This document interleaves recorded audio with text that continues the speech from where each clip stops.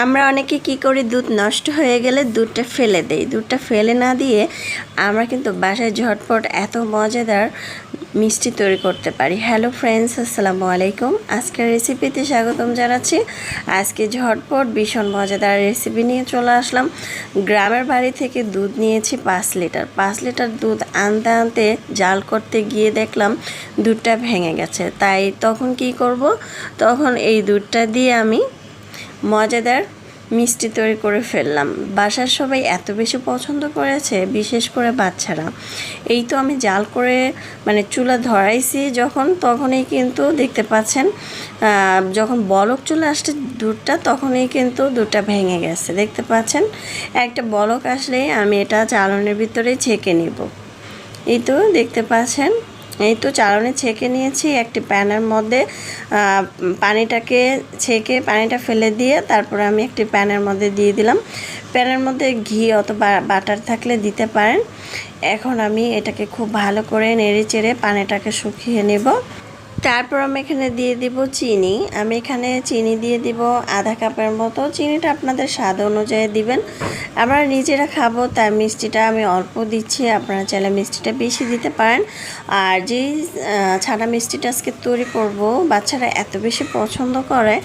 যাই হোক, যখন চিনিটা দেওয়া হয়েছে তখন কিন্তু চিনিটা গলে গিয়েছে। আর এখানে দিয়ে দিচ্ছি গুঁড়া দুধ। আমি 10 টাকার প্যাকেট গুঁড়া দুধ আমি এখানে 2 থেকে 3টার মতো দিয়েছি। এখন অনবরত নেড়ে চেড়ে এটাকে রান্না করে নিচ্ছি।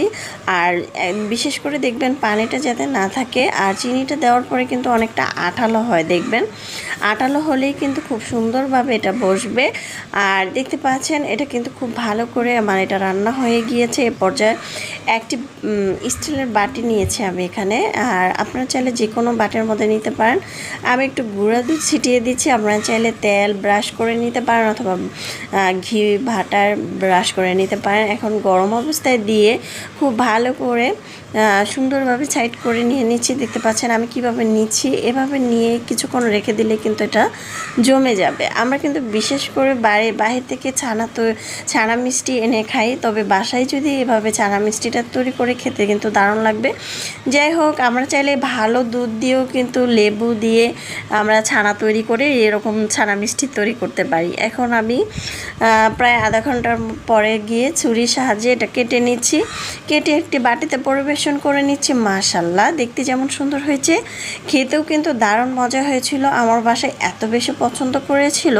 দুধটা শুধু শুধু আমি ফেলে না দিয়ে যদি এভাবে ছানা মিষ্টি তৈরি করে নিই, বাসায় সবাই এত বেশি পছন্দ করবে। আবার বাসায় কেউ আসলেও কিন্তু তাদেরকে দিতে পারেন। খেতে দারুণ হয়েছে, চাইলে ট্রাই করুন।